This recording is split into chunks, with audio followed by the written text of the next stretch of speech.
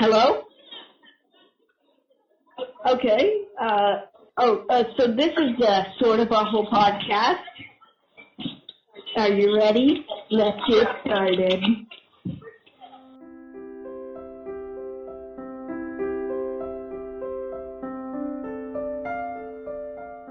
Okay, guys, welcome to the Sorta Awful podcast. I'm your host, Adam. I'm Sebastian. And let's get started. Okay, so before we start, three things. If you hear us say anything or anything Weird? anything weird, it's just Weirder than usual. we're just playing video games. Duh. It's like fidget for our hands and eyes, so that's what we're doing. Second of all, just two things actually. Second of all, so we have a GoFundMe. We might get our Patreon back. We stopped doing it. So we might do our Patreon again, but for now we just have GoFundMe. So link in the description. Probably. No. Yeah, probably. Yes, right? No, we are. Okay. So yeah, that's what we're gonna say to start. Now let's get really started. Okay, so the first thing that we're gonna do is a game. It's called Line Finder, and the reason is we'd try to find pickup lines and stuff. Or we don't really find them, we more think of them. So I guess it should be called Line Thinker. But we don't like to think. Yeah. So I'll start. Alright. Girl, are you? No.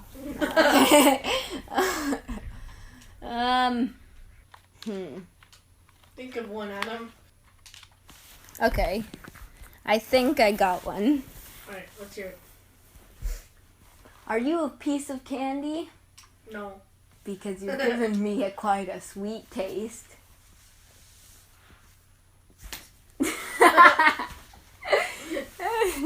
I don't know if you heard, but Sebastian did a giant face palm. Okay, Sebastian's turn.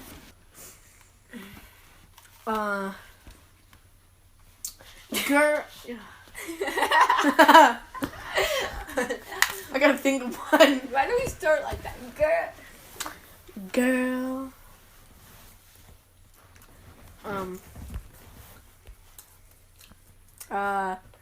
I gotta think of one. Girl. Here, I don't know. Sebastian, it can be stupid, okay? Just think of one. Girl. Are you foreign? Because I'm Russian in. I don't know. Okay, that was... I just thought of the stupidest thing that came to mind. I never said you had to do the stupidest thing. But I just did the stupidest one. Okay, back to me then. Yeah, back to you. Alright, Adam, think of one. Okay, mine's probably I probably have to go with, are you an anti-elf? Because you have the most perfect ears. Because elves have weird ears. Well, I mean, if you're into big ears. I'm into nice looking ears. Some people are into big ears. I don't know. It's your turn. I just said the elf one. It's your turn. Oh.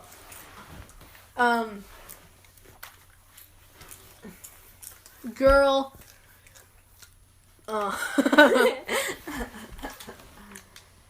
Did you?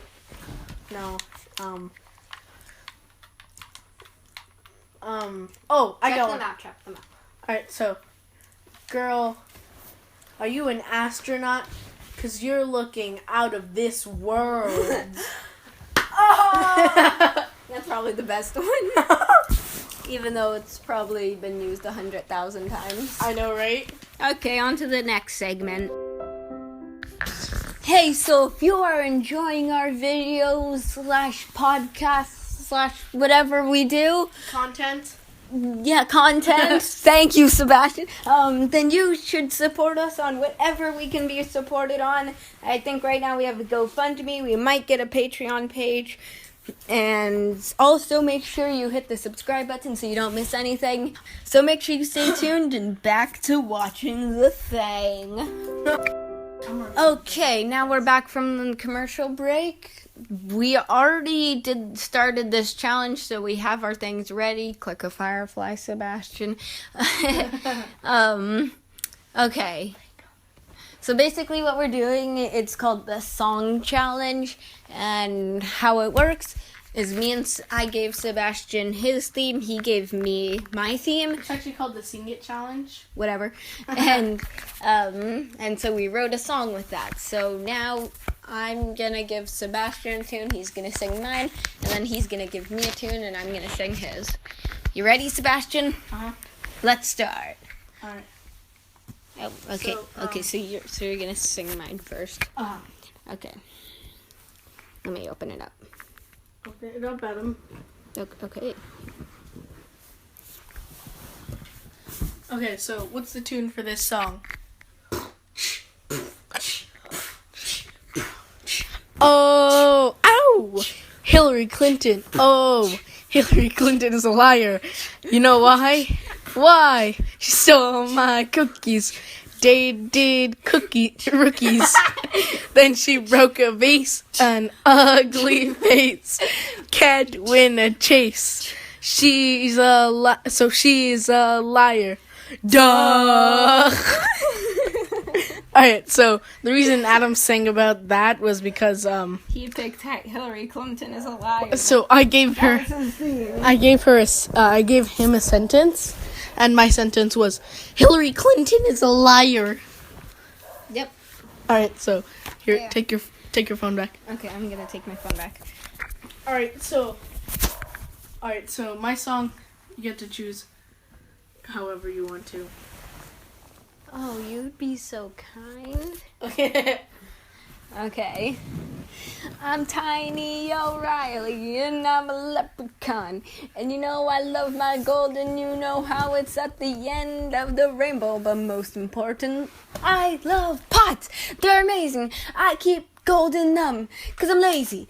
Everybody better sing with me or I'll make you go crazy. Anyways, that's my song. Goodbye. Where's your Irish accent? Oh, I was supposed to do an Irish accent.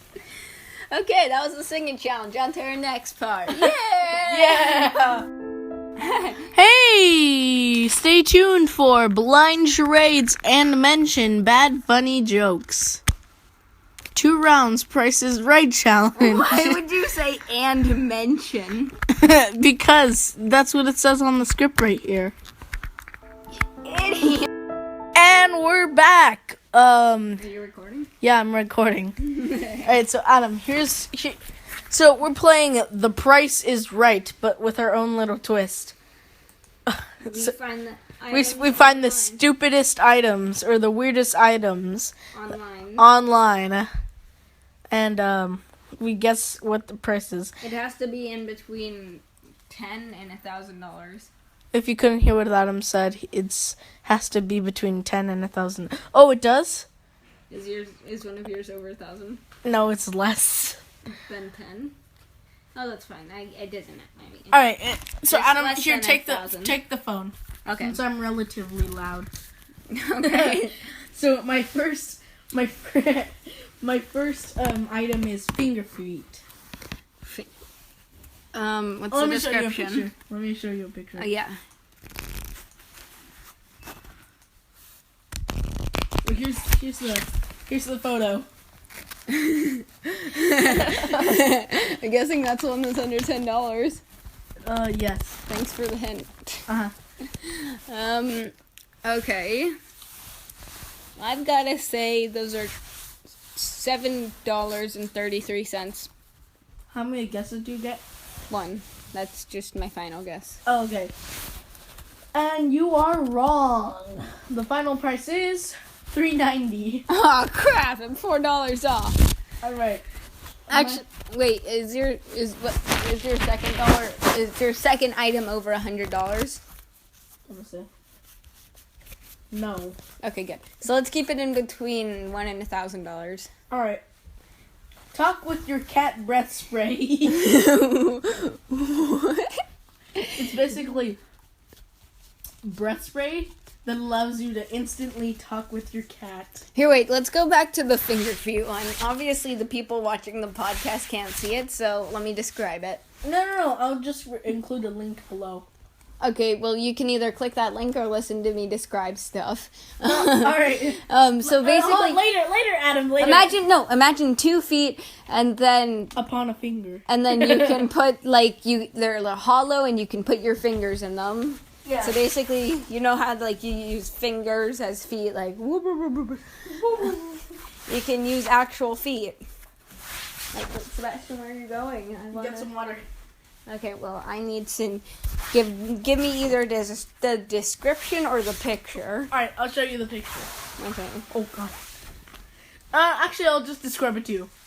It's breath spray that allows you to talk with your cat. You can't show me the picture? No, But then I can't determine the size of it.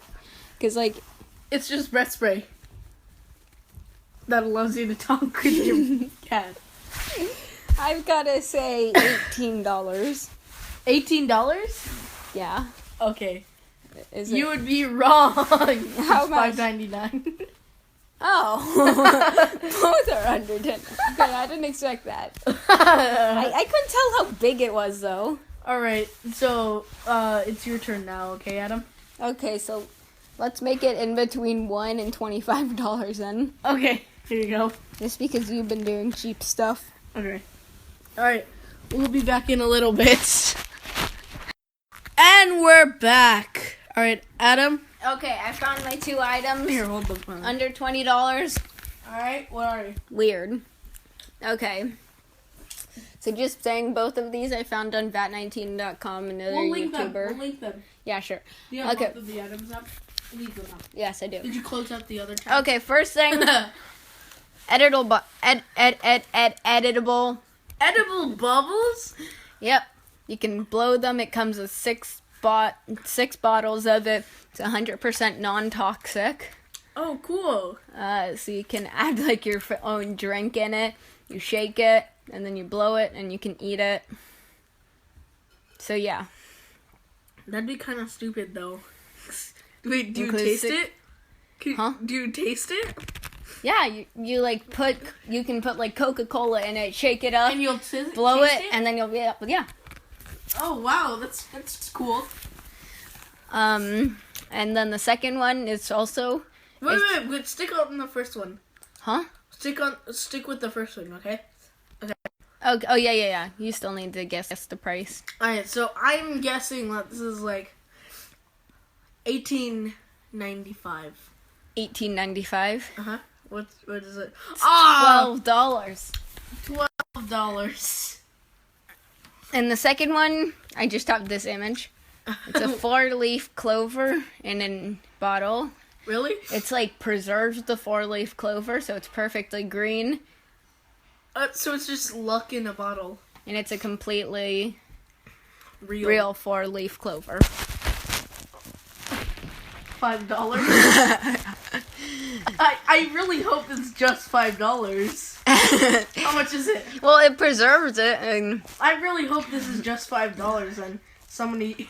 it's $12 also. Oh my god.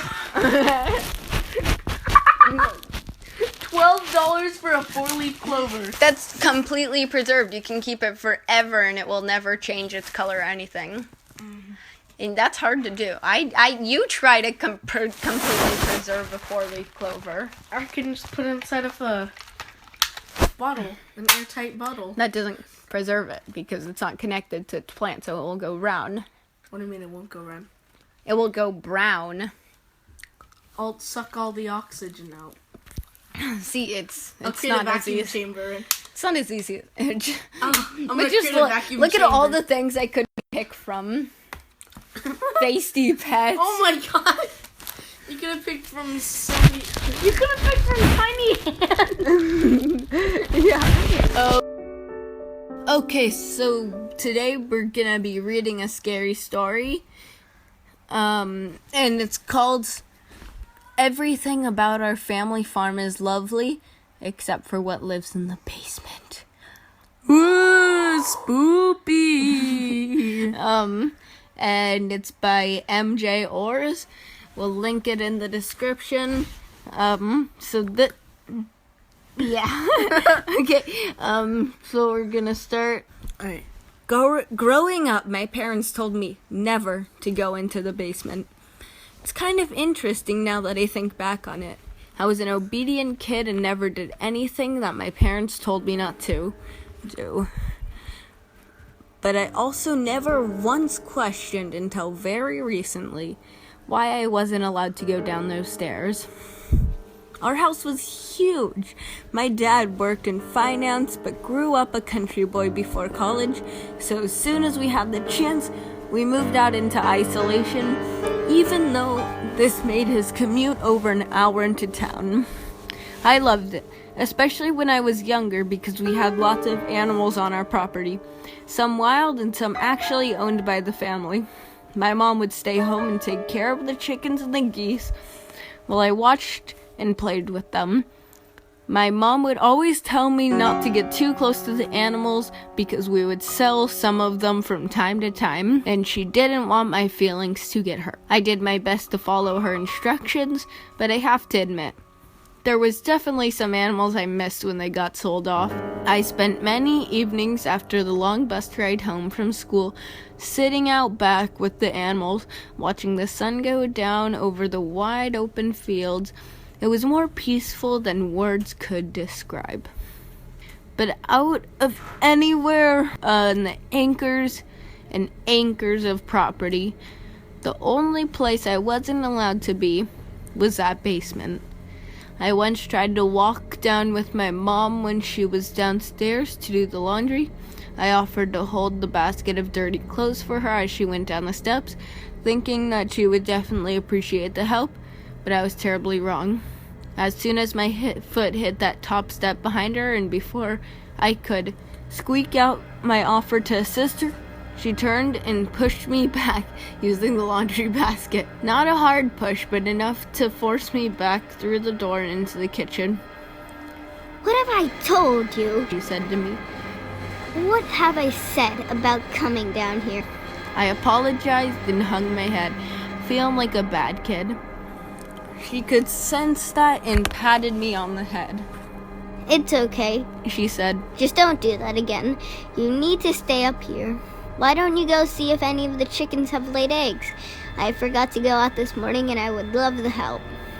I smiled and agreed to do it, walking out the back kitchen door towards the coop, my mom closing the basement door behind her before I even made it outside.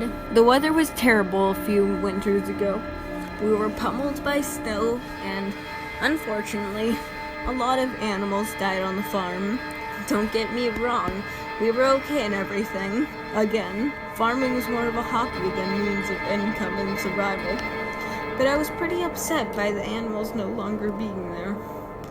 For some reason, my parents got jittery and seemed to be more and more out of character the longer we were forced to be in the house. We had plenty of food and our power hadn't gone out, so I couldn't figure out what it was they were freaking out over. Being stuck and not being able to go outside.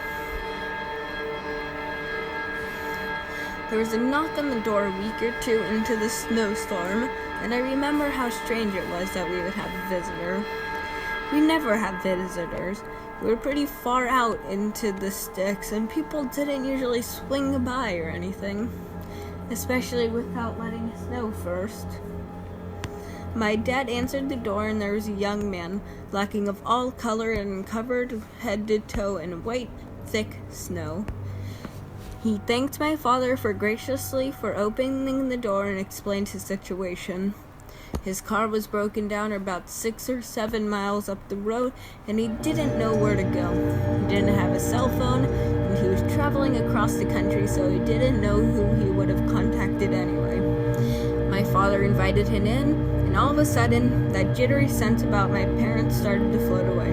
They seemed more calm now, and the stranger that this stranger was in the house, and it was such a particular situation, I just had to sit back and watch. I listened to this man tell us that he didn't have any family living except a sister that he hadn't spoken to in years, and he was on his way to Boston to start fresh. He said that his mother had passed away only a few months prior, and pulled out a tiny gold locket on a chain. He told us that it belonged to her and that it was the only thing that he had left of her. I smiled and nodded at him, not saying a word. After he spoke for a few minutes, my parents realized that the snow covering his clothes was melting and everything he had on was soaked. My mother looked at my father and said to the man, "Would you like a change?" You and my husband seem to be about the same size. You could borrow some of his clothing for now. My father nodded along. The stranger stood and shook my father's hand, thanking him over and over again, while my mom led him towards the kitchen. Our laundry room is right this way. I'm sure we can find you something. She opened the basement door and gestured the man towards it. Without hesitation, he started down the wooden steps. My father came to me and told me to go upstairs and get ready for dinner. I said okay and walked the staircase, not even thinking twice about the request. When I came downstairs, my mom and dad were setting the table. I asked if the stranger would be joining us, but without even looking up at me, they said that he had left. I didn't know what to say about that because he had almost frozen to death just getting to the house, and the closest town wasn't for miles and miles. There was no way he would make it back. But I finally got curious. This man couldn't have just disappeared into thin air. I had to know what was going on in the basement. I had to know if he ever came back up. I was young, but not stupid. I knew that something was wrong. That night, after my parents had gone to bed, I grabbed the flashlight from my drawer and started down the stairs toward the kitchen. The floors creaked, so I had to really take my time, making sure I didn't wake up my parents in the process. When I finally touched the tile of the kitchen, a small wave of relief came to me, and I took a breath to steady my breathing. Seeing how I had been holding my breath as I moved across the hardwood, I finally reached out to the knob on the basement door. Checked around me one last time, and opened the door with a creak. I placed my foot on the step, which felt much older than the stairs.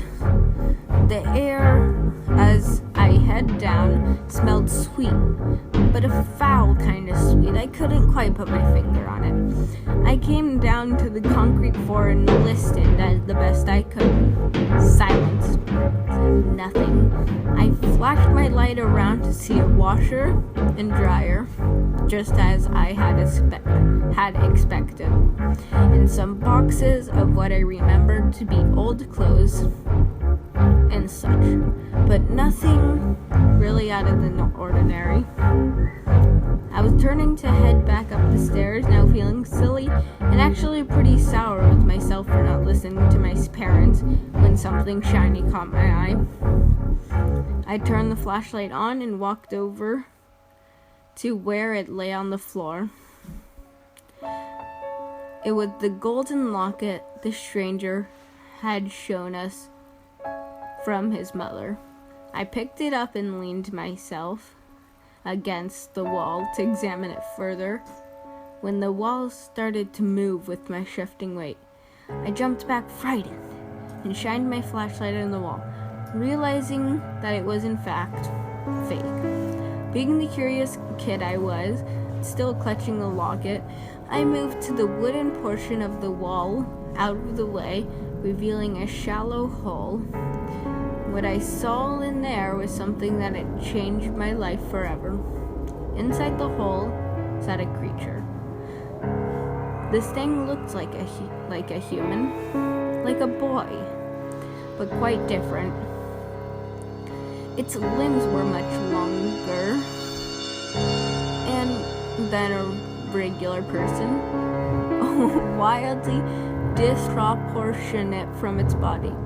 At the end of each arm were bony fingers with sharp claws that this thing curled over and over against by its face. Its eyes were pitch black with no pupils. It was a hairless beast, and its ears were simply torn holes in the side of its head. The mouth stretched across his face in a large, sharp-toothed grin. It had no clothing besides a small cloth covering its lower abdomen.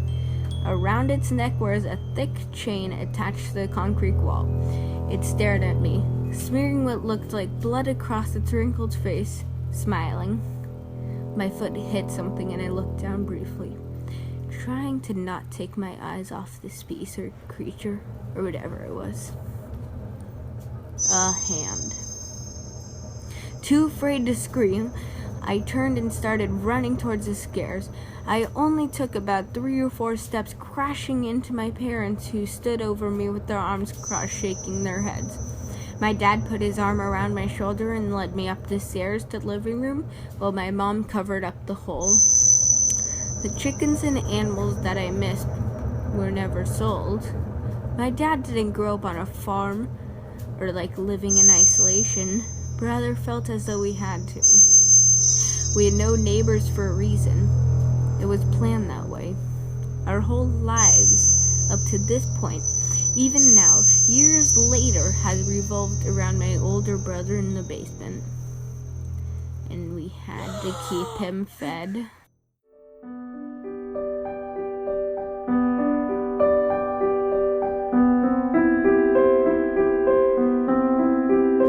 Okay, so now me and Sebastian are gonna be playing this game called Blind Charades.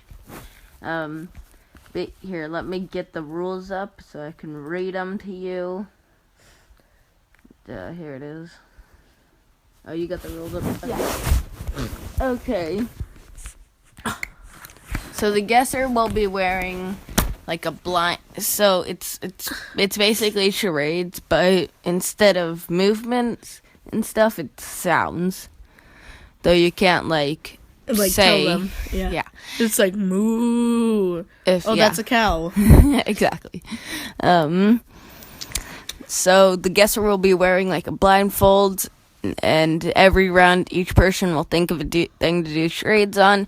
They can make their own sound effects and do anything to make the other person guess what they are, except move, say the name, say anything close to the name, or anything that rhymes with the name.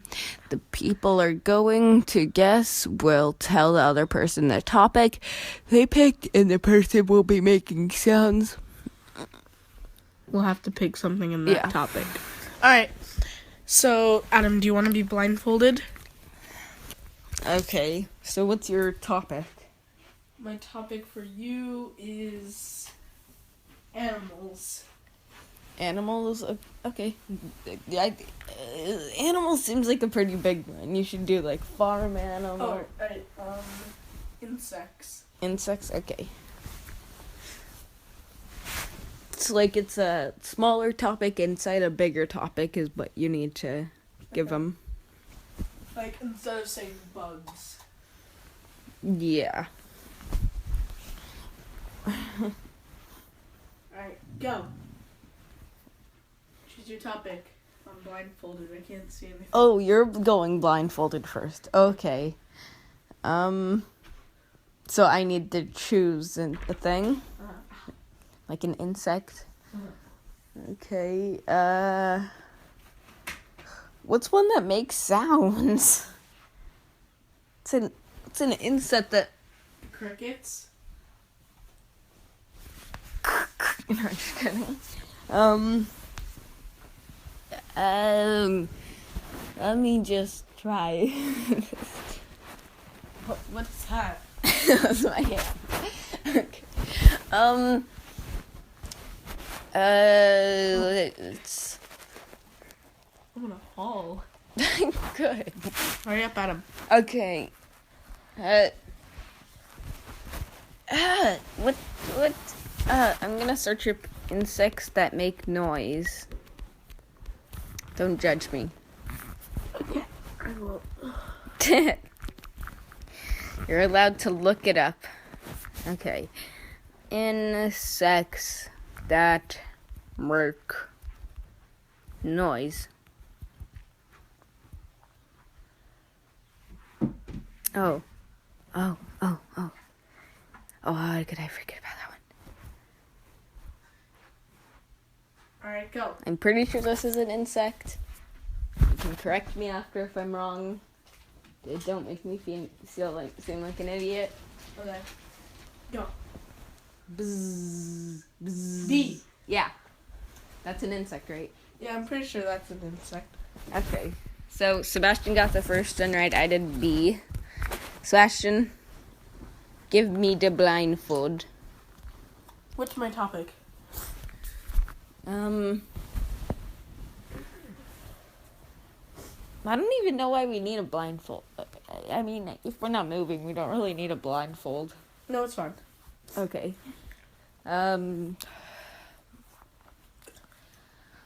Your topic is, drum roll please, politicians. Politicians. Alright. I need to bring this. Whoa. Oh, Donald Trump. Yep, you were right. It's Donald Trump. Okay, should we do another round of this since Yeah, we both 2 got rounds. it right? Okay, now let's go a little more Harder. vague on our things. Okay. So, your topic is sports. Sports. Yeah. Okay, you ready? Yes. Oh, LeBron gets the alley-oop and it's a slam dunk. Basketball. Yeah. Yeah. Ah. Alright, so I'm gonna go up next. Okay. There you go. Let me put this blindfold on. What's the topic? Your topic is drum roll, please. Wait, hold on. Instruments. Instruments. Wait. This is how you do a proper drum roll. No, Sebastian, no, it isn't. No, that's how no one does a drum roll. Oh, I should have done No that. one does a drum roll like that, Sebastian. Oh my goodness, blindfolds get on. Alright, so what is it? Instruments. Let's think of one. What could be a great instrument? And that I won't know. Aw. Should have picked a sport you won't know. Oh, I got one. So, this is your clue, Adam. Alright, here's your clue. I'm ready.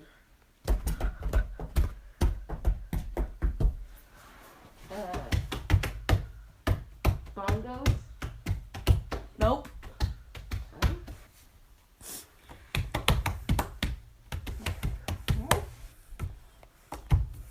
Have to breathe in here.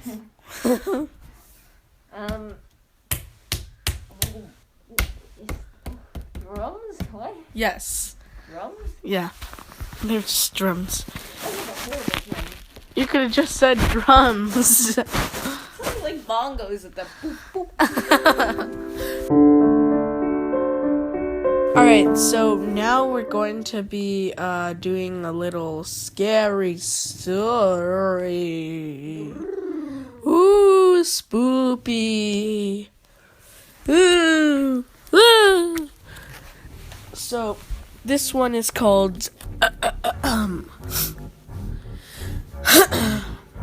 Trust Me, You Never Want to Meet My Best Friend Sammy by MJ Ors. Again. Link in the description. I've always been here. I've always been on the streets or on the run, or just simply down on my luck. There was never a time where I didn't have to walk up and down the corners for change and food, only to receive the most ugly glares and hateful words beckoning me to get a job or get off the drugs.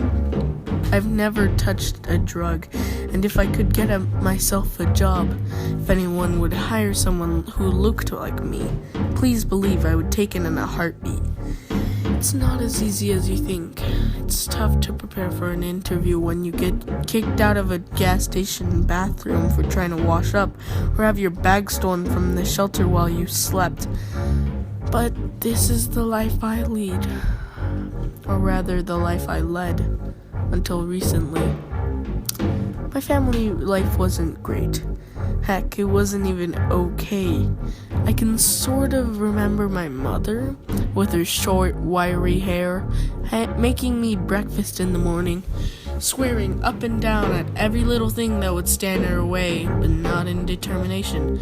No, she swore because she loathed the idea of having to provide for someone other than herself, and I simply wasn't old enough at the ripe age of 6 to make myself a meal other than cereal. After eating cereal for 10 or 11 days in a row, your stomach starts to hurt and you ask for something else. She hated it. I know my name was mixed in with all the swearing. She wasn't exactly shy about that, nor did she try to hide it.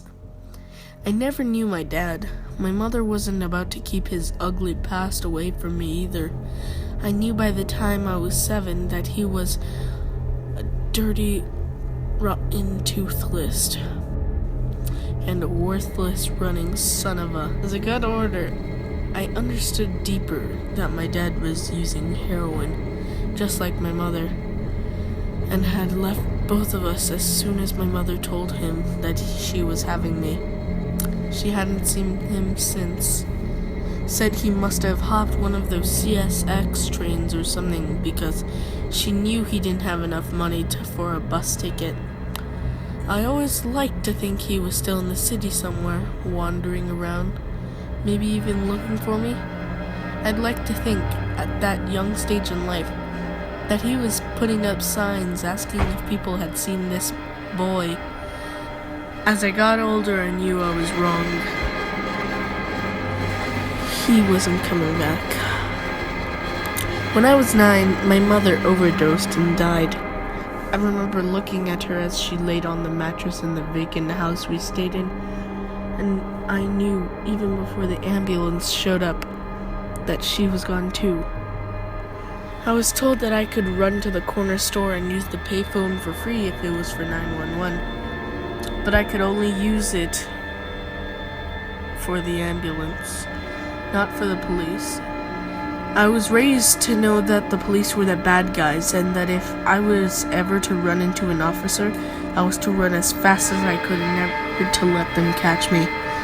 My mother instilled such good qualities in me as a boy, so when my mother didn't wake up, I made my way to the corner bodega, said hi to the clerk, and used the phone to call for the fire department. They came within 10 minutes, which is stunningly fast for this city. Then they saw the conditions I was living in and realized how bad the situation was. They didn't even bother asking me any questions. Before I knew what was happening, I was swept up by one of the boys in blue I had been afraid of for my entire life, and put in the back of the squad car. When I got to the station, they asked me a bunch of questions and gave me some food. I can see so much pity in their eyes of the other people in the station, which was completely new to me, and realized that they wanted to help, even the police. It took about a year for me to get into a proper foster home across the state. I hated it there almost more than living with my mother.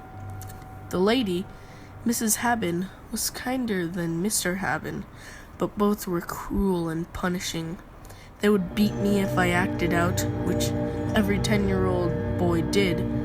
Only Mrs. Habin would sometimes cry afterwards. She knew the monster that she was. Unfortunately, Mr. Habin wasn't so self-aware.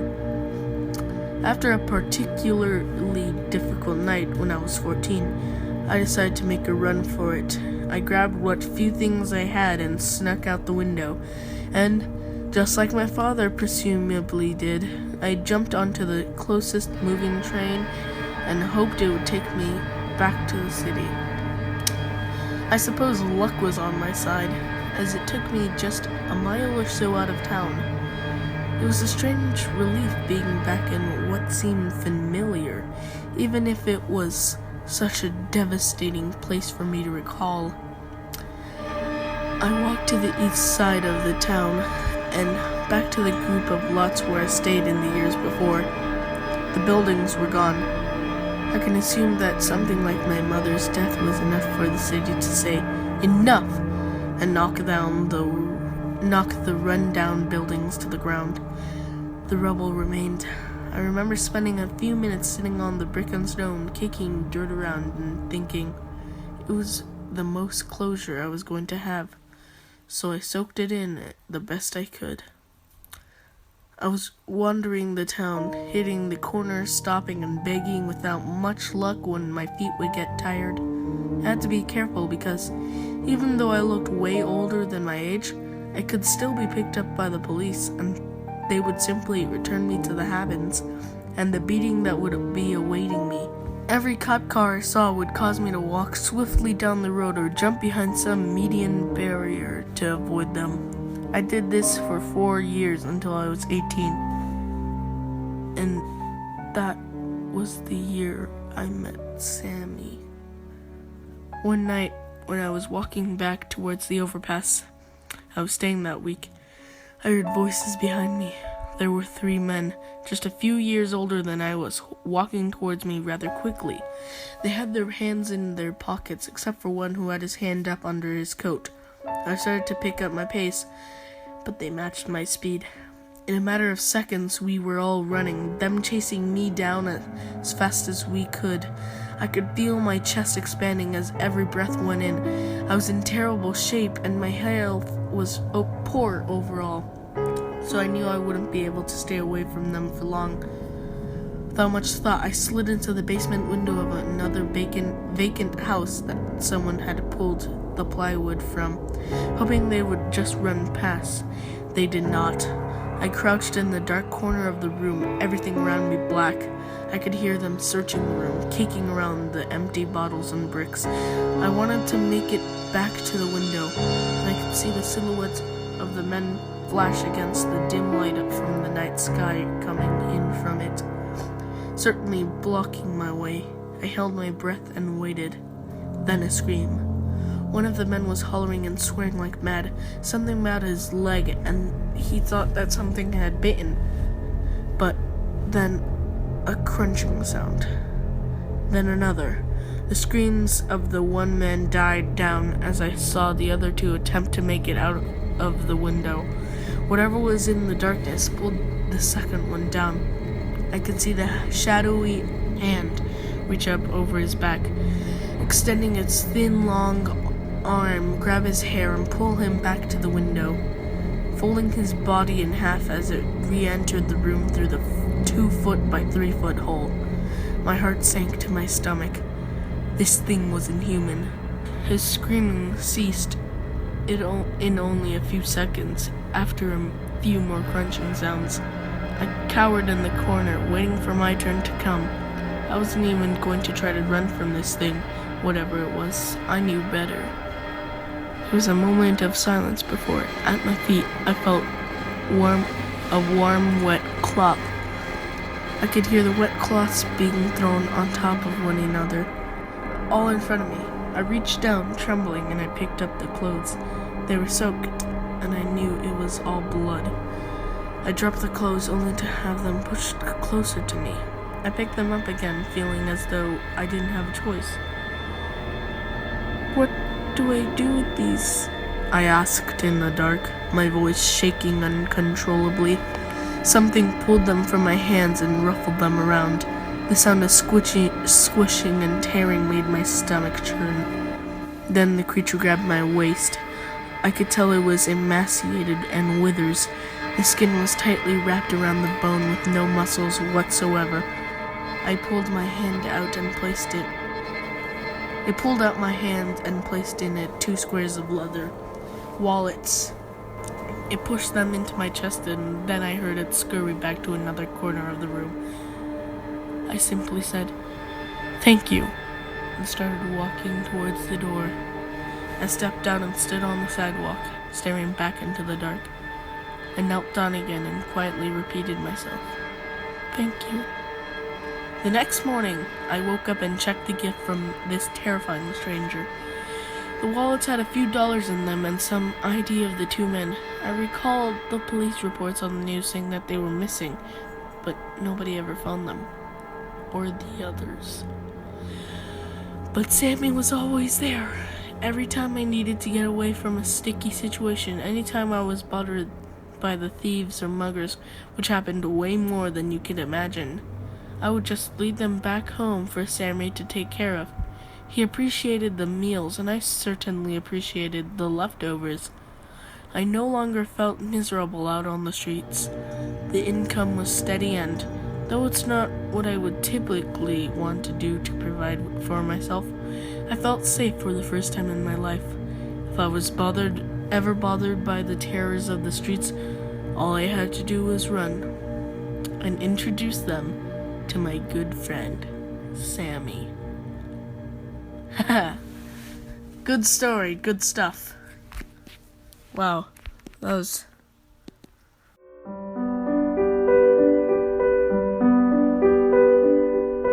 Now it's time for Bad funny joke. da-da-da. Hey. All right. So, Adam, here you go. Hold this. It's time for some Bad funny jokes. All right. First up, Adam, go. Okay, let's take a look. Sorry if I'm moving the camera around a little bit. What did the pirate say on his 80th birthday? What? Hey, matey. No, I'm 80. Oh, I see. Yeah, I get it.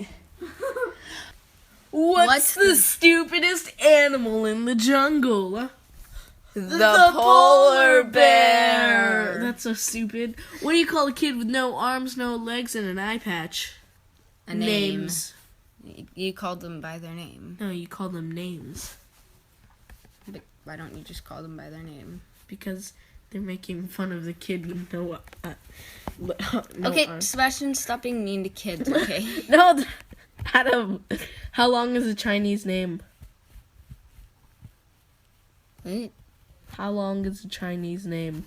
that's the whole joke. Yep. What's the difference between a dirty bus stop and a lobster with breast implants? One's a crusty bus station and the other is a crusty... No, a busty, busty crustacean. crustacean. That's funny. What kind of bagel can fly? A plain bagel. Oh gosh. Is there a hole in your shoe? No. Then how did you get your foot into it? Ah! A toothless termite walked into a pub and asked, Is the bartender here?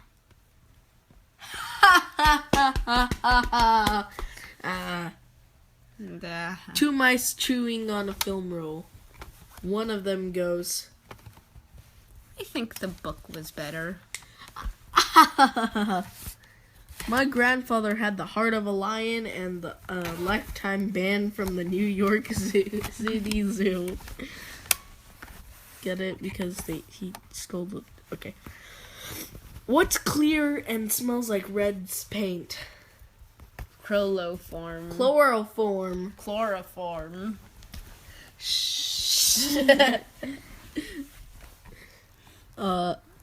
Where did Mary go after the explosion? Everywhere.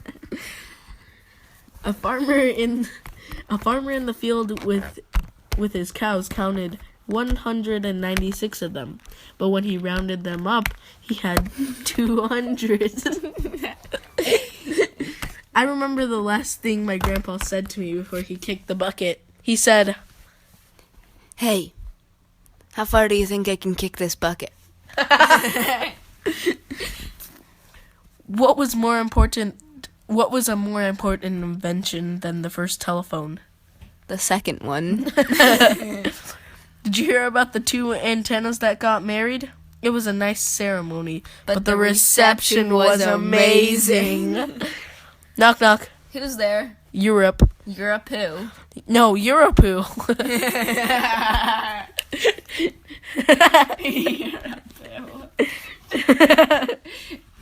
All right, that's all we have for today's show. No, it isn't. There's Oh, more. All right, one more. No, Adam. two more. Fine, two more. There's 25. Let's just do the rest. Shh. Two cows are standing in a field. Cow 1. Did you hear about the outbreak of the mad cow disease? Huh. Good thing I'm a helicopter. You're mad, man. And the Lord said unto John, Come forth, and you will receive eternal life. But John came fifth and won a toaster.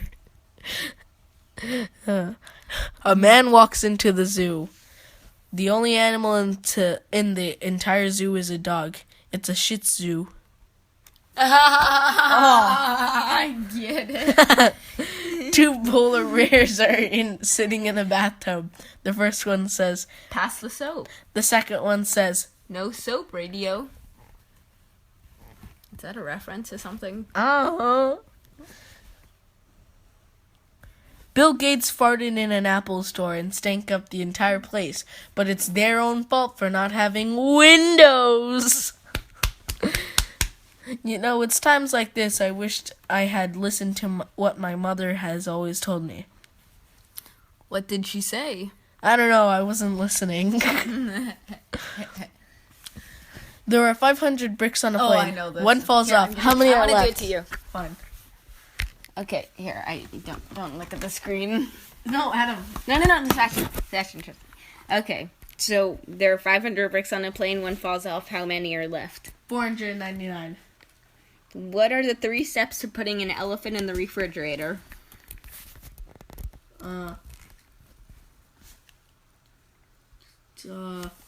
Open the refrigerator.